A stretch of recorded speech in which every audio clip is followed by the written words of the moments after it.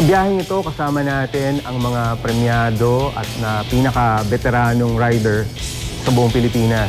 Andyan si Butch, si Joey, si Toto,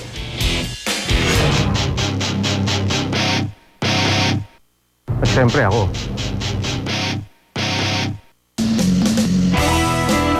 Robbie, Butch!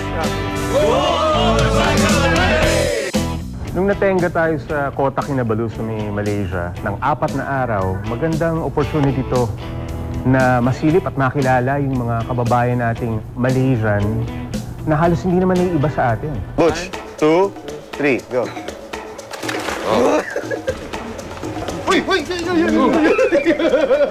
Alam na. Yan, parang ganda nakatayo, oh. Oo.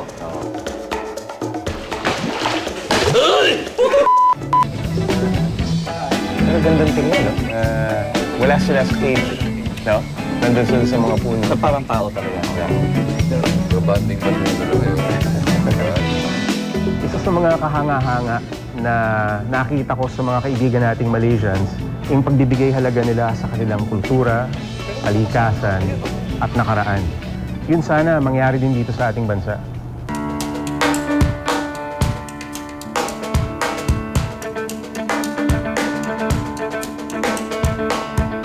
First time kong makarating dito sa bansang Brunei at una kong napansin yung pagkamura ng gasolinang binibenta nila dito.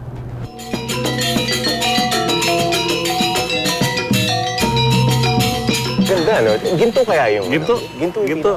Nakita ko rin yung mga naglalakihang moske, na ginto pa yung dome. Gold-plated daw yung dome, sinabi sa atin.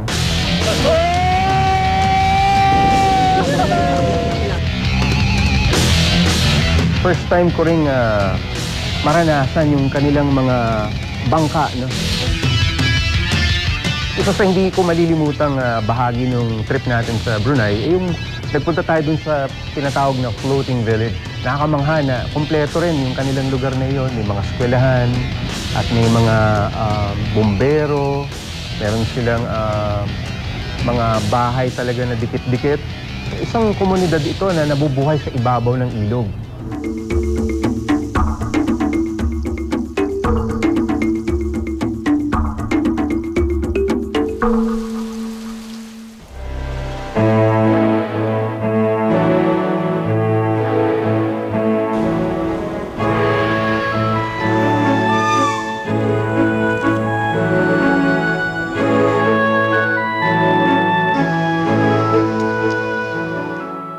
Panginoon, humingi po kami ng tulong sa inyo. Gabayan niyo po ang aming paglalakbay sa araw na ito.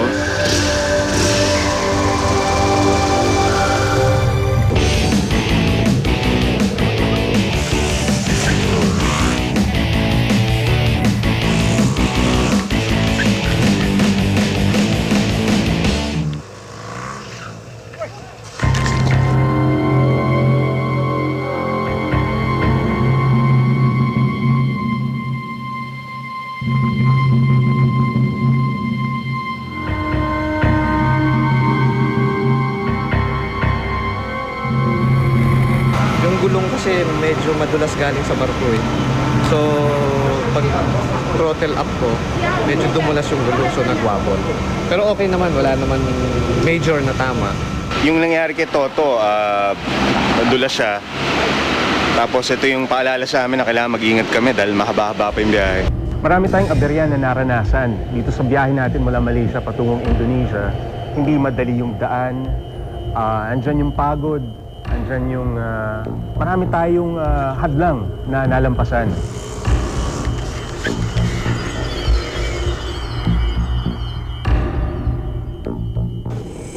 Mag-aalauna na ng madaling araw, nasa kalye pa kami.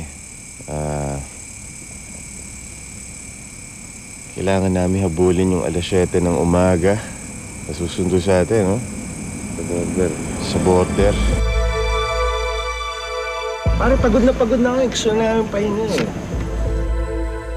Pero nung nakarating na sa Pontianak, yun na. Doon mo naramdaman na andun yung mga kapwa naming rider na napakasaya talaga.